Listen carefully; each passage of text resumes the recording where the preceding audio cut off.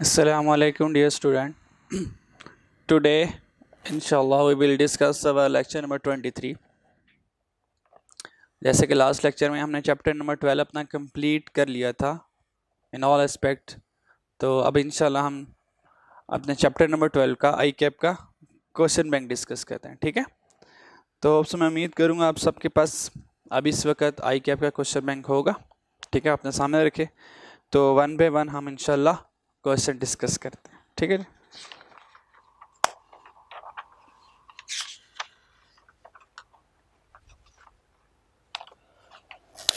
तो सबसे पहले वाला हमारा क्वेश्चन है आई कैप क्वेश्चन बैंक का 12.1। एग्जामिनर कहता है कि any numerical value describing a characteristics of sample, वो न्यूमेरिकल वैल्यू जो सैंपल की खुसूसियत को डिफाइन करती है, हमें पता है वो तो हमारा स्टैटिस्टिक होता है। ये हमने पढ़ा था कि पॉपुलेशन की वैल्यूज़ को पैरामीटर कहते हैं और सैंपल की वैल्यू को स्टैटिस्टिक कहते हैं। तो ऑप्शन जो है वो सी सही हुआ, स्टैटिस्टिक। ठीक हो गया जी, हम बस इंशाल्लाह राइट आंसर के ऊपर फोकस करेंगे। ठीक है जी, और जो कॉम्प्लेक्स होगा मैं खुद पे खुद आपसे इंशाल्लाह डिस्कस करता रहूँगा। सैंपल मीन की कैलकुलेशन को कहते हैं और सैंपल वेरिएंस की कैलकुलेशन करते हैं। ठीक है जी। सेकंड है the value of a statistics is used to estimate the, जो हम स्टैटिस्टिक्स की वैल्यू को यूज करते हैं वो हम किसको एस्टिमेट करने के लिए यूज करते हैं? ऑब्वियस बात है, पॉपुलेशन को एस्टिमेट करने के लिए सैंपल यूज करते हैं। हमें पता है सैंपल जो लिया जाता है वो सिर्फ टेस्टिंग पर्पस के लिए होता है और जो अल्टीमेटली जो डिसीजन मेकिंग होती है वो हमेशा पॉपुलेशन पर होती है। ठीक है, तो इसका हमारा आंसर हो गया सी, ऑप्शन सही हो गया। ठीक हो गया, गॉट इट। थर्ड वाला पढ़ते हैं। If each observation is decrease by 2, अब ये प्रॉपर्टी आ गई, बेशक यहाँ पे लिख लें, ये मीन की प्रॉपर्टी है जो मैंने आपको पढ़ाई थी चेंज ऑफ ओरिजिन और स्केल वाली, तो अभी ये चेंज ऑफ ओरिजिन वाली आई है। If each observation is decrease by 2, अगर x की सारी वैल्यूज में से 2 माइनस करते रहो तो हमने कहा जो नया वाला मीन आएगा वो भी 2 से कम हो जाएगा। ठीक है, तो ऐसे हमने पढ़ा था कि अगर x की सारी वैल्यूज में 2 इंक्रीज हो, मीन भी 2 से इंक्रीज हो जाएगा। अगर x की सारी वैल्यूज में 2 डिक्रीज हो रहा है तो मीन भी 2 से हमारा डिक्रीज कर जाएगा। ठीक है जी, तो राइट ऑप्शन हमारा डिक्रीज बाय 2, ऑप्शन बी सही है। 4 वाला, if each observation is increase by 5, अगर एक सारी ऑब्जर्वेशन 5 से इंक्रीज हो रही हैं तो हम कहेंगे हमारा नया मीन भी 5 से इंक्रीज हो जाएगा, हमारा न्यू मीन भी 5 से इंक्रीज हो जाएगा। तो इसके लिए ऑप्शन कौन सा हो गया? इसके लिए ऑप्शन ए हो गया, इंक्रीज बाय 5 हो गया हमारे पास। ठीक है, नेक्स्ट देखते हैं। If each observation is multiply by 5, अगर x की सारी वैल्यूज में हम 5 को मल्टीप्लाई करेंगे तो हम कहेंगे नया जो मीन है वो 5 टाइम इंक्रीज हो जाएगा। जो नया मीन है वो 5 टाइम इंक्रीज हो जाएगा। कल हमने इसके ऊपर एग्जांपल की थी, तो अगर थोड़ी सी बात आप करना चाहें तो कर सकते हैं। तो ये 12.5 है हमारे पास, 2 3 उसके बाद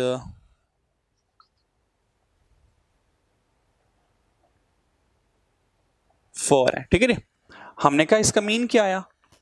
हमने कहा जो इसका जो मीन आया 3 + 3 6 10 to 12, तो 12 डिवाइडेड बाय 4 किया तो मीन 3 आया। अगर हम सारी ऑब्जर्वेशन को मल्टीप्लाई बाय 5 कर दें, मतलब अगर मैं इस सारी ऑब्जर्वेशन को मल्टीप्लाई करवा दूं 5 से, तो वो कहता है कि जो मीन है ना ये 5 टाइम इंक्रीज हो जाएगा। तो नया मीन क्या होगा? पुराने वाला मीन मल्टीप्लाई बाय 5, तो देखें 3 5 = 15, न्यू मीन 5 टाइम इंक्रीज हो गया। ठीक है, और अगर आप चेक करना चाहें कि 15 आ रहा है या नहीं आ रहा, बिल्कुल आ जाएगा। 5 2 = 10, 15 15 5 4 = 20, 15 15 30 40 50 60, और 60 डिवाइडेड बाय 4 करेंगे तो हमारे पास ये 15 आ जाएगा। ठीक है, चलिए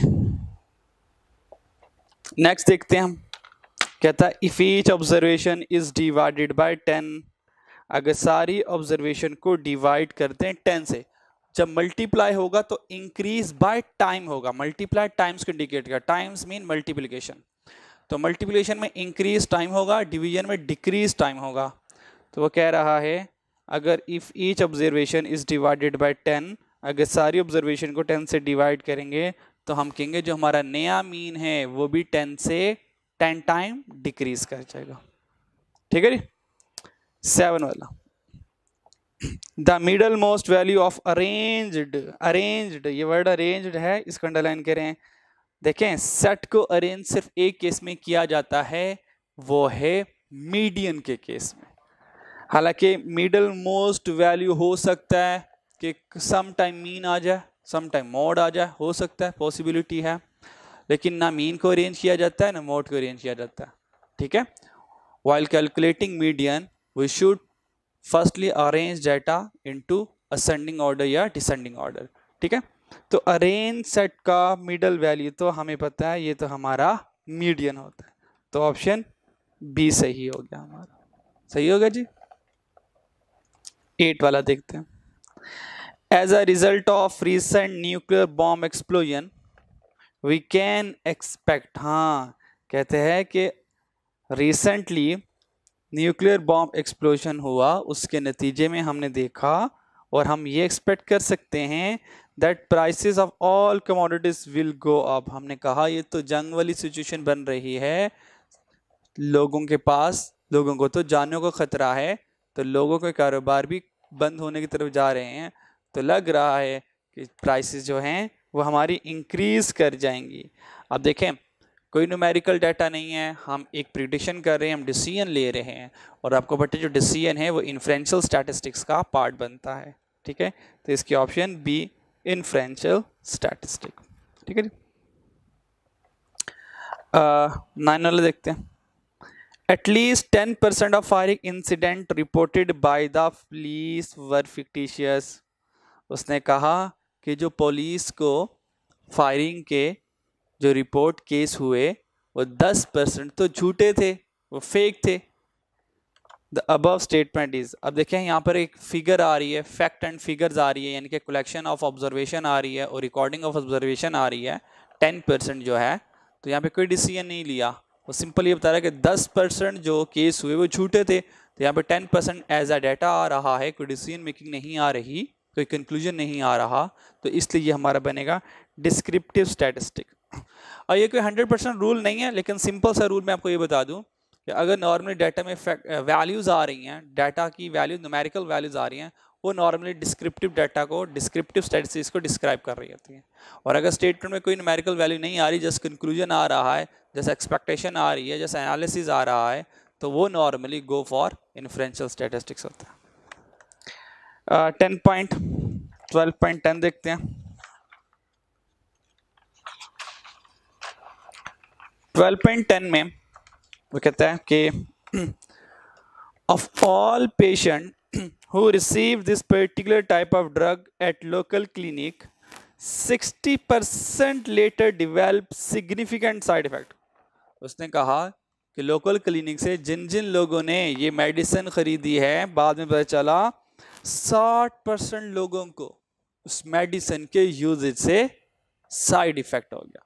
अब देखिए यहाँ पे हमें इंफॉर्मेशन बता रहा है, एक ऑब्जर्वेशन बता रहा है कि हमने ऑब्जर्व किया जो मेडिसिन लोगों ने खाई 60% लोग उस मेडिसिन से बीमार हो गए। अब ये कोई कंक्लूजन नहीं है, ठीक है, कोई कंक्लूजन नहीं है, तो ये क्या होगा, ये भी डिस्क्रिप्टिव स्टैटिस्टिक्स होगा।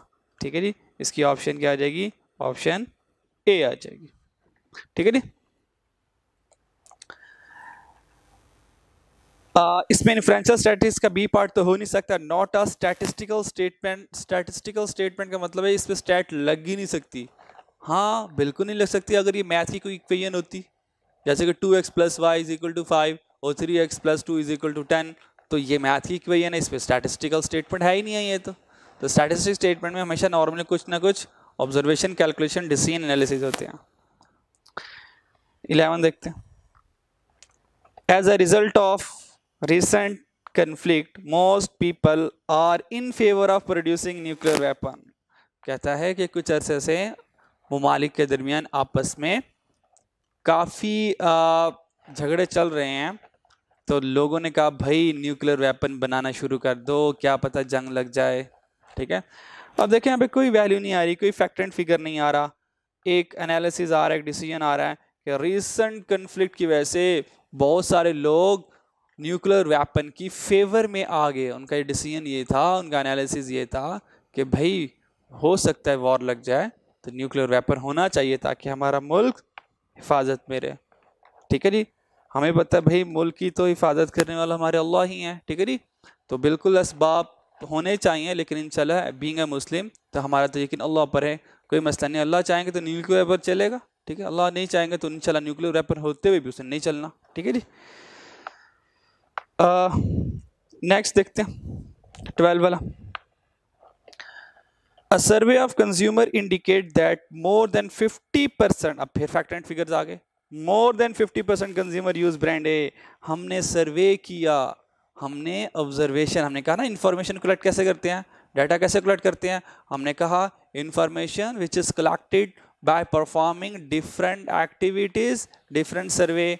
तो हमने सर्वे करके एक इंफॉर्मेशन डाटा कलेक्ट किया, तो भाई ये तो हमारा डिस्क्रिप्टिव स्टैटिस्टिक्स है, कोई डिसीजन नहीं दे रहा। ठीक है, 13 वाला, the unit of measurement of coefficient of variation of speed. Speed का कोफिशिएंट ऑफ वेरिएशन बताएं क्या है, of balls bowled by a bowler. उसने कहा एक बॉलर ने बॉल कराई, उसने बताएं किस स्पीड से बॉल कराई, जरा उसका कोफिशिएंट ऑफ यूनिट तो मेजर कर दें। और अगर हम स्पीड की बात करें, स्पीड के साथ कौन सा यूनिट लगता है, किलोग्राम। स्पीड किलोग्राम में होती है, बिल्कुल नहीं होती, स्पीड तो किलोमीटर पर आवर में होती है। तो जो स्पीड का यूनिट है वो तो किलोमीटर पर आवर है। आइए ढूंढते हैं किलोमीटर पर आवर को, फीट पर सेकंड, यार्ड पर सेकंड, नीदर कोई नहीं लिखा हुआ। भाई अगर लिखा भी होता, अज्यूम करें option C neither A nor B में लिखा होता किलोमीटर पर आवर, मैं फिर भी इसको टिक ना करता। द रीजन इज, हमने पढ़ा है कि जितने भी कोफिशिएंट्स होते हैं वो सारे रिलेटिव मेजर्स होते हैं, और रिलेटिव मेजर्स में यूनिट तो आता ही नहीं है, रिलेटिव मेजर तो यूनिटलेस होता है। ठीक है, इसलिए हम कहेंगे भाई नहीं, जो स्पीड है उसका कोई यूनिट नहीं होगा। तो नाइदर ए नॉर बी इसका राइट आंसर है। ठीक हो गया जी, ये बात समझ लग जाएगी, मुश्किल तो नहीं है। चलिए 12.14, a family travel 15 kilometre per hour each day for 3 day. एक फैमिली ने 15 kilometre per hour 15 kilometre sorry distance cover किया 3 दिन में। The family average 80 kilometre per hour the first day. पहले दिन उन्होंने 80 kilometre per hour distance cover किया, फिर 93 किलोमीटर पर आवर दूसरे दिन डिस्टेंस कवर किया, फिर तीसरे दिन 87 kilometre per hour. The average speed for the entire trip. इस पूरे एंटायर ट्रिप की एवरेज स्पीड कैलकुलेट करनी है। ठीक है जी, हमें इस पूरे के पूरे ट्रिप की एवरेज स्पीड कैलकुलेट करनी है। ठीक है जी, अच्छा अब ना यहाँ पर एक मसला है, क्योंकि यहाँ पर एज एन एवरेज स्पीड की बात की जा रही है, तो हमें पता है कि जब भी एवरेज स्पीड वो कहते हैं, अब सिंपल ये कहता है फाइंड द एवरेज, तो हमें पता है ऊपर सारा डाटा स्पीड का दिया जा रहा है, डिस्टेंस का दिया जा रहा है। ठीक है, तो किलोमीटर पर आवर का दिया जा रहा है, फाइंड द स्पीड। ठीक है, तो जब हमने स्पीड फाइंड करनी होती है, हमने कहा हमारे लिए सूटेबल तो हार्मोनिक मीन है, तो हम ना इसका हार्मोनिक मीन फाइंड करेंगे, हार्मोनिक मीन से सॉल्व करेंगे। लेकिन इससे मसला ये आता है, जो आई कैप इसका आंसर पीछे देता है वो अरिथमेटिक मीन से दे रहा है। ठीक है, तो यहाँ पे देखिएगा थोड़ा सा ना क्लैश आ रहा होगा, तो आप अरिथमेटिक मीन को इग्नोर करके आप हार्मोनिक मीन को ही यूज़ कीजिएगा। ठीक है, बस हार्मोनिक मीन को यूज़ करते हुए जो भी आंसर आएगा उसको राइट आंसर लगा दीजिएगा। ठीक है, तो देखते हैं ज़रा इसका हार्मोनिक मीन क्या आता है। 12.14 हमारे पास तीन वैल्यूज हैं। एक इसने कहा a family travel 500 kilometre each day, उन्होंने 500 किलोमीटर कवर किया। तो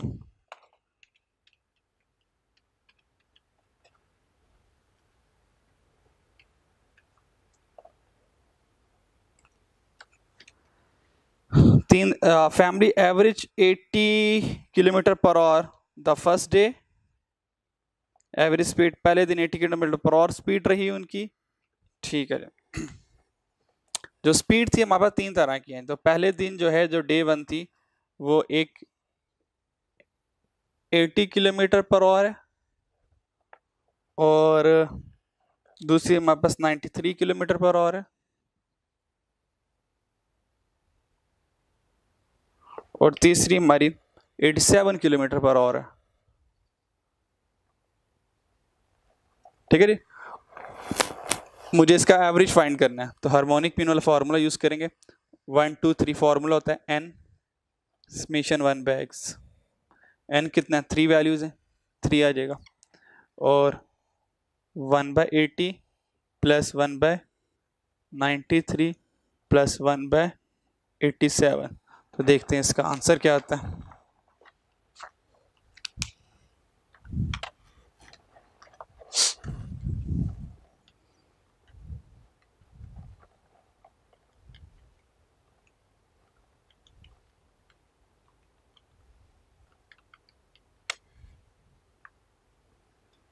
तो हमारे पास जो इसका आंसर आ रहा है, वो आ रहा है 86.34 86.34 86.34 किलोमीटर पर आवर। तो ये हमारा आंसर है। ठीक है जी, तो इस आंसर को अगर मैं सी से कंपेयर करूं तो 86.7 है। 86.7 ये अरिथमेटिक मीन का डायरेक्ट आंसर आता है। ठीक है जी, तो इसको तो मैं टिक नहीं करूंगा, तो मैं नन ऑफ दीज पर जाएं और नन ऑफ दीज के ऊपर नन ऑफ दीज के साथ 86.34 लिख लें। ठीक है, और लिख लें कि ये हार्मोनिक मीन से हमने फाइंड किया है। ठीक है जी, तो हमारा आंसर आएगा 86.34 किलोमीटर पर आवर। ठीक है जी, जो आई कैप का आंसर है ऑप्शन सी, वो सिंपल अरिथमेटिक मीन से है। ठीक है, क्योंकि हम एग्री कर चुके थे कि स्पीड के लिए हम अरिथमेटिक मीन नॉर्मली यूज नहीं करते, तो उस सिमेट्री को रिटेन रखने के लिए वी यूज हार्मोनिक मीन। ठीक हो गए, और इंशाल्लाह टेंशन वाले एग्जाम में गलत नहीं होगा। 15 वाला देखते हैं जी। The average preferred to such data at rate of change. अगर रेट ऑफ चेंज है, रेशियो में चेंज है, इकोनॉमिक्स इंडेक्स है, पॉपुलेशन साइज है, ठीक है जी, तो हम कहेंगे इन सारों के लिए तो हम ज्योमेट्रिक मीन यूज करते हैं। और ये ज्योमेट्रिक मीन के यूजेज में मैंने बताया था कि geometric mean is most suitable for the rate of change, rate of percentage, index number, change in population, इन सब के लिए ज्योमेट्रिक मीन सूटेबल एवरेज। तो आंसर इसका क्या हुआ, ऑप्शन बी हुआ। ठीक हो गया जी, गॉट इट। 12.16 देखते हैं। कहता है over a period of 4 year, 4 सालों में an employee's salary has increased in the ratio 1.07 to 1.086, 1.069 and 1.019. The average of these ratio, कहता है इस ratios का average लें, इन ratios का average लें, and hence the average percentage increase, और average percentage कितना increase हुआ है हमें इसके बारे में भी गाइड करते हैं जरा। तो हमने कहा ठीक है, कोई मसला नहीं है। अब लिखा हुआ find the average of this ratio, ratio का एवरेज। हमें पता है कि रेशियो का एवरेज तो ज्योमेट्रिक मीन से लिया जाता है, रेशियो का एवरेज तो ज्योमेट्रिक मीन से लिया जाता है। तो हम इसका सबसे पहले ज्योमेट्रिक मीन फाइंड करेंगे कि ज्योमेट्रिक मीन क्या होता है इसका। ठीक है जी, तो हमने कहा कि हमारे पास 12.16 है। जब हमने इन सारी वैल्यूज का जरा ज्योमेट्रिक मीन लिया, तो ज्योमेट्रिक मीन का फॉर्मूला डायरेक्ट अप्लाई में करने वाला हूं। हमारे पास 4 वैल्यूज हैं। नंबर 1 वैल्यू है 1.072, 1.072 multiply by 1.086 multiply bye 1.069 multiply by 1.098। चार वैल्यूज हैं तो यहाँ पे फोर्थ रूट आ जाएगा। ठीक है, तो जब हमने इनके ज्योमेट्रिक मीन लिया, देखते हैं आंसर क्या आया हमारे पास। तो fourth root 1.072 multiply by 1.086 multiply by 069 multiply by 1.098। तो आंसर आ गया हमारे पास 1.0812। ये हमारे पास आ गया सारा राउंडिंग आंसर। ठीक है जी। तो अब ये तो हमारे पास एवरेज आ गया, और अगर इसको मैं परसेंटेज में कन्वर्ट करूं तो इसको 100 से मल्टीप्लाई करवा दें तो 108.12% बनता है। ठीक है जी। अब इसमें एक्चुअल इंक्रीज कितना आया, तो देखें हम लेट करेंगे कि हमने स्टार्ट किया था 100 से, तो बेस हमारा क्या था, तो लेट हमने जो स्टार्ट किया था वो हमारा था 100%। हम कहाँ तक आ गए, 108% पर। तो यानी कि इंक्रीज कितना है, इसमें से अपनी 100% जो बेस है वो माइनस करेंगे तो कितना इंक्रीज आया, 8.12%। ठीक है जी। तो ये हमारा आया परसेंटेज, और ये हमारे पास आई परसेंटेज इंक्रीज। तो देखते हैं कि हमारा आंसर इसमें से क्या है। ठीक है जी। तो हमारा जो आंसर आया तो किसके करीब करीब आ रहा है, अगर हम बात करें ऑप्शन ए की 1.08 ये देखिए 1.08, क्या 1.08 यहाँ पे आ रहा है, बिल्कुल आ रहा है 1.08। और इंक्रीज कितना आ रहा है, 8.12। तो देखें मोस्ट सूटेबल ऑप्शन जो हमारे पास है वो हमारे पास ऑप्शन ए है। ठीक है जी। तो option A is the right answer. तो ऑप्शन ए को हम टिक कर लेते हैं। सही हो गया जी। ठीक है, नेक्स्ट मूव करते हैं 17 पर। Median of 8286939279। शाबाश, जल्दी से खुद से मीडियन फाइंड करें और बताएं मीडियन क्या आता। सॉल्व कर लिया आप लोगों ने, चले मैं करता हूं। वंस आप लोगों ने सबसे पहले मीडियन का जैसे लफ्ज पढ़ा होगा, आपने सबसे पहले डाटा को अरेंज किया होगा, क्योंकि आपने पता है कि सर ने कहा था कि जब मीडियन आ जाए, क्वार्टाइल्स आ जाएं, तो डाटा शुड बी अरेंज्ड। तो आपने सबसे पहले अरेंज किया होगा। जब आपने अरेंज किया होगा तो आपको सबसे कम वैल्यू नज़र आई होगी 79, उसके बाद है 82, 86, फिर 92 और 93। 5 वैल्यूज ऑड वैल्यूज, तो 2 यहां से स्किप करो, 2 यहां से स्किप करो, लो जी ये आपका मीडियन आ गया 86। तो मीडियन इज 86, जो कि ऑप्शन ए है हमारा। ठीक है जी। तो ऑप्शन ए हमारे पास आ गया जो हमारा मीडियन था। फिर सेकंड देखते हैं, उसके बाद नेक्स्ट 18 पे मीडियन ऑफ 2.5, 3.6, 3.1। अच्छा जी, अब ये हमारे पास आ गया। अब हमें क्या करना है, सारी के सारी इन वैल्यूज को हम क्या करेंगे, पहले अरेंज करेंगे। ठीक है जी।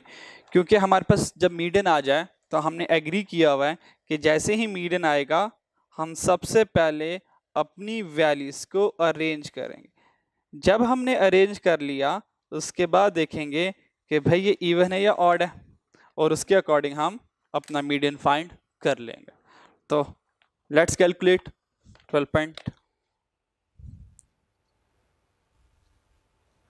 12.18। तो 12.18 में देखें, सबसे पहले मुझे वैल्यूज को अरेंज करना है। तो जब मैं वैल्यूज को अरेंज करूंगा तो 2.3, 2.5, 2.98, 3.1, 3.6 एंड 4.3 काउंट करने वैल्यूज पूरी है 1 2 3 4 5 6 1 2 3 4 5 6 इवन वैल्यूज आ गई, कोई मसला नहीं है।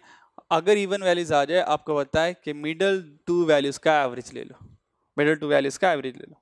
तो हम क्या करेंगे 2.98 प्लस 3.1 डिवाइड बाई 2 करेंगे तो ये हमारे पास हमारा मीडियन आ जाएगा 2.98 प्लस 3.1 डिवाइडेड बाई 2, तो आंसर आ गया हमारे पास, किधर गया 3.04। तो ये हमारे पास हमारा मीडियन आ गया, जो कि क्वेश्चन नंबर हमारा 18 है। ठीक है, तो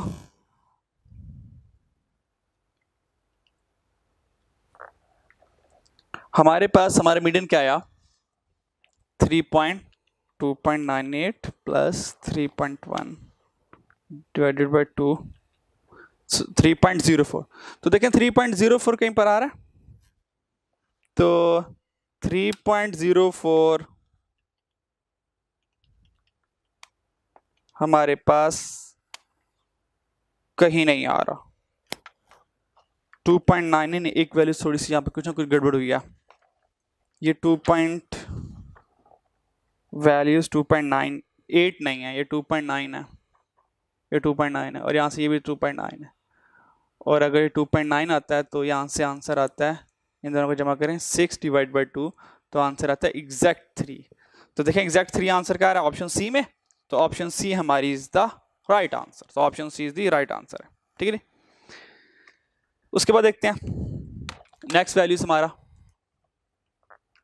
12.19 में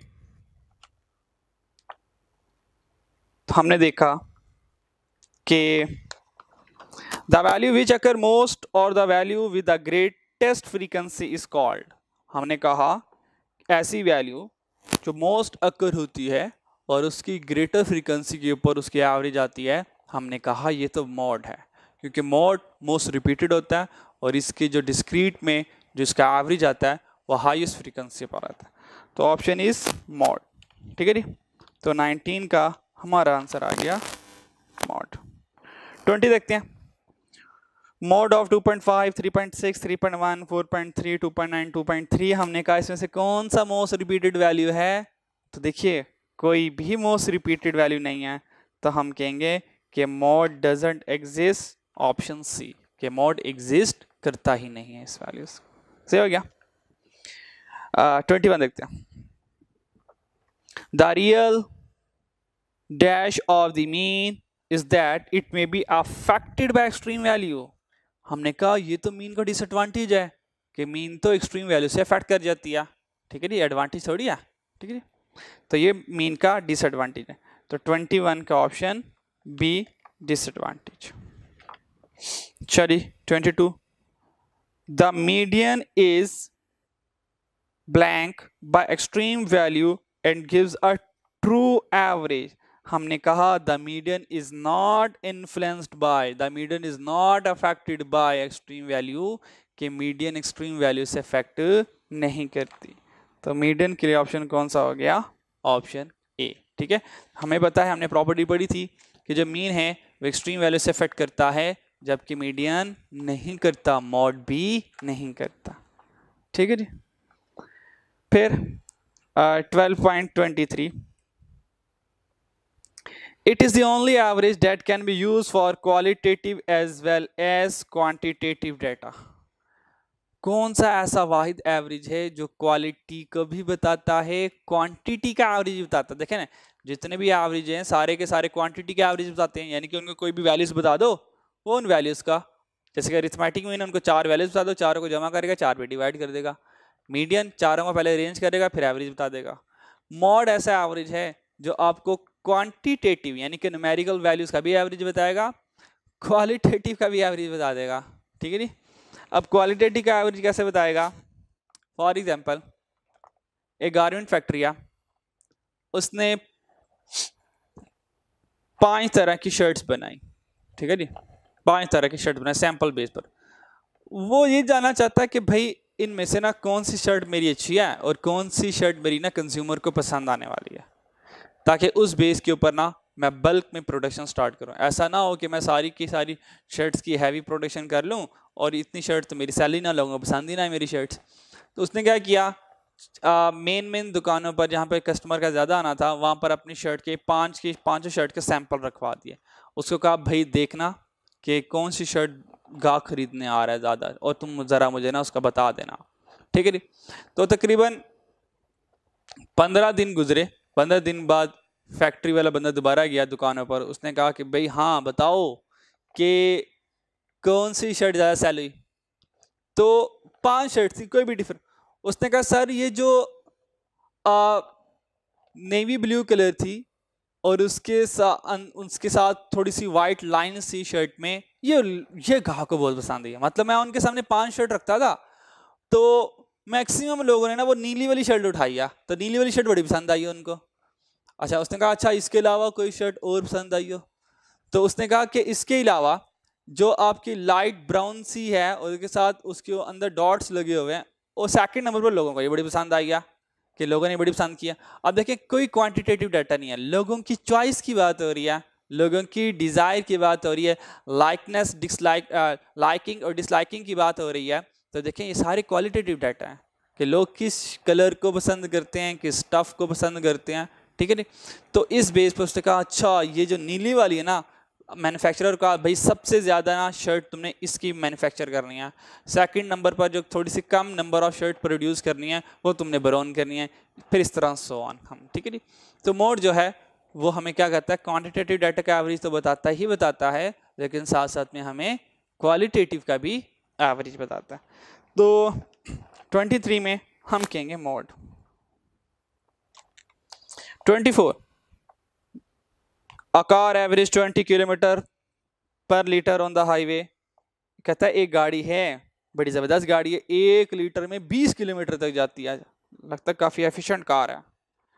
how many litre are required to complete 300 kilometre trip. बताओ आपकी गाड़ी में कितना पेट्रोल होना चाहिए कि आप 300 किलोमीटर का ट्रिप तय कर पाए, ठीक है जी।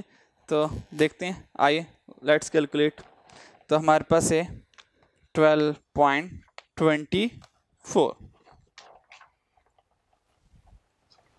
तो 12.24 उसने कहा कि जो आपकी गाड़ी है ना, 1 लीटर अगर आपकी गाड़ी में हो तो वो 20 किलोमीटर का सफर तय कर देती है। 20 किलोमीटर का सफर तय करती है 1 लीटर में। हाउ मैनी लीटर, वो कहता है मुझे लीटर बताओ कितने हैं, आपकी गाड़ी में कितने लीटर हो कि आप ये 300 किलोमीटर का सफर तय करें। तो याद रखिएगा कि हम ये जानना चाहते हैं कि कितने लीटर हो हमारे पास, ठीक है, ताकि 300 किलोमीटर का सफर तय हो जाए। तो याद रखिएगा ये एक बेसिक कन्वर्जन है, ठीक है जी, जो कि नॉर्मली ये क्या लेंगे 5th 6th class 7th class की मैथ में नॉर्मली क्वेश्चंस होते हैं। 20 किलोमीटर का सफर तय करते हैं 1 लीटर में। बताओ हमें, अच्छा इसको इस तरह रीड करना जिस तरह मैं आपसे रीड कर रहा हूं। 20 किलोमीटर का सफर हम 1 लीटर में तय करते हैं।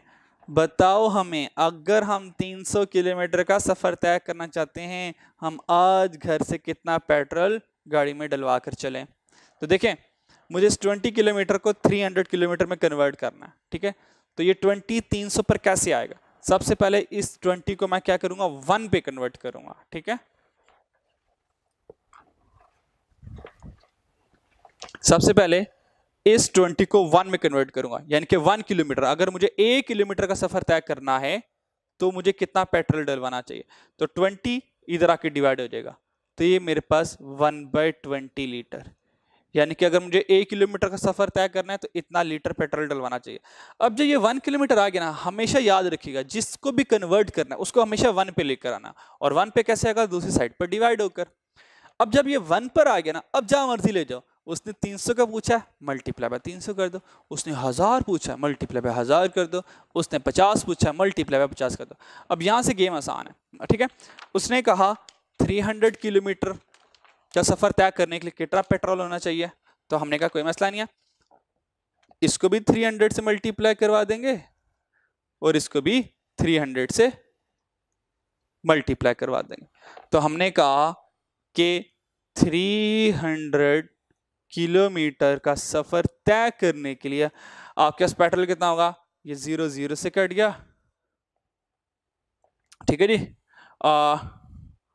2 1 जार और 2 15 जार, यानी कि 15 लीटर आपके पास अगर हो गाड़ी में तो आप 300 किलोमीटर का सफर तय कर लेंगे, ठीक है जी।